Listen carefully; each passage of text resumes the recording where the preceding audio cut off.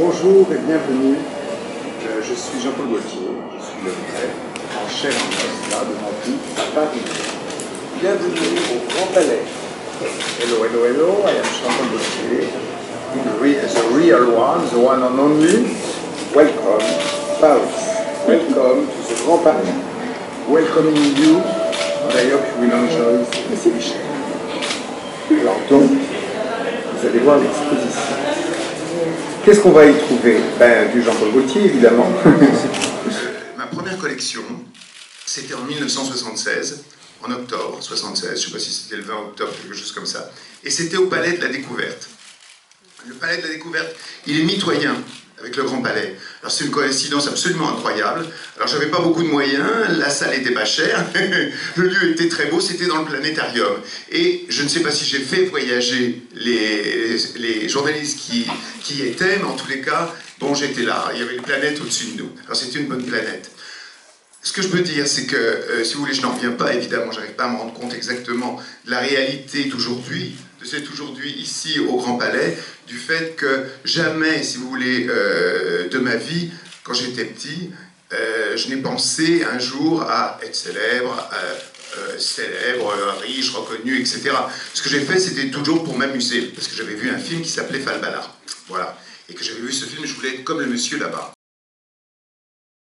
J'ai eu la chance de pouvoir réaliser mon rêve de gamin, de faire ce métier donc, que j'adore, qui est extraordinaire, qui est merveilleux, qui pour moi n'est pas de l'art, mais une représentation, disons, on représente un peu ce qui se passe dans la société, je crois surtout c'est ça, on est une espèce de, pas de constat, mais on va dire de figuration des événements, des changements économiques et tout.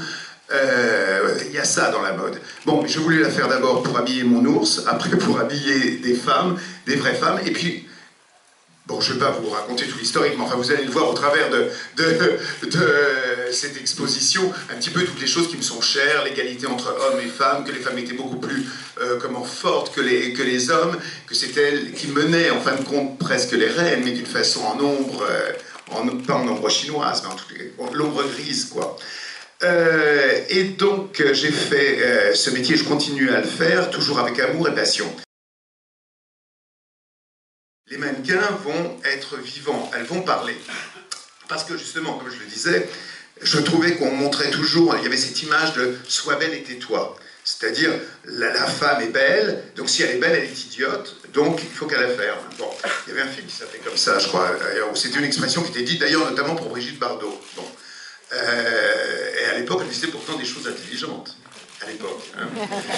Donc, il se trouve que je voulais montrer que la femme, en fin de compte, elle était, elle était forte et elle avait des idées et il fallait qu'elle les exprime. Pour moi, si vous voulez, ça n'a pas été quelque chose à la limite de pleurnichard et avec émotion, je pleurais en regardant mes modèles, en me disant mon Dieu, ce que j'ai fait, ce que c'est beau. Pas du tout ça. C'était au contraire une construction et faire quelque chose de nouveau pour moi, une nouvelle aventure, c'est-à-dire une nouvelle collection comme ça qui représentait un peu des thèmes qui m'étaient chers. Donc j'ai essayé d'y mettre tout, tout ce que j'aime, je pense et ce en quoi je crois. Je dois dire que je me suis dit, mais à Paris, ça ne doit pas être pareil. Ça ne doit pas être pareil. Si, le fond est semblable, mais il y a quand même des nouvelles choses, et puis en plus des nouvelles envies, parce qu'en passant d'un pays ou d'une ville à l'autre, il y avait d'autres envies et d'autres collections qui se faisaient. Donc du coup, là j'ai rajouté des choses, et notamment des backstage, notamment je montre le défilé Amphare, parce que c'est une cause aussi qui nous tient à cœur par rapport à la lutte contre le sida. Et donc un défilé que j'avais fait en 92 et où Madonna, là c'est l'image que les gens retiennent, à la fin était venue saluer avec moi et avait enlevé sa veste et on voyait ses seins. Donc on a une petite reconstitution des backstage. Le backstage ça veut dire l'arrière du défilé, chose qu'on ne voit pas généralement. Donc en effet, on pourra voir vous pourrez voir dans cette exposition des vêtements avec la façon dont ils sont faits, un manteau crocheté, notamment avec des morceaux de crocodile qui sont reliés les uns aux autres par du crochet. Vous pourrez voir toutes ces choses-là, toutes ces pierres, mais des matières aussi quelquefois brutes, comme du jean et tout, mais qui est sublimé, entre guillemets, ou fait à ma façon, on va dire. Et puis vous verrez aussi ce défilé-là, l'expression de ce défilé. filer, comment ça se passe derrière, comment on met les pancartes avec le nom des mannequins. J'ai accentué aussi le côté les muses.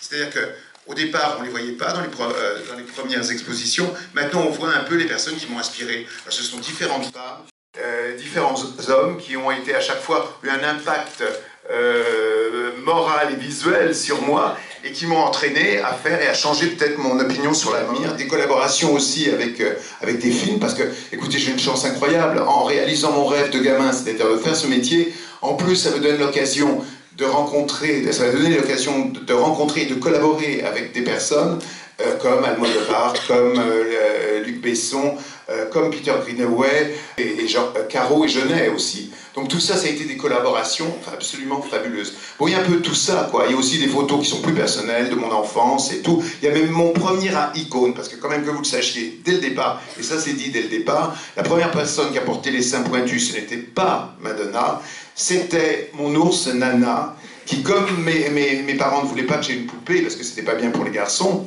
grossière erreur, les garçons peuvent être plus doux peut-être grâce aux poupées.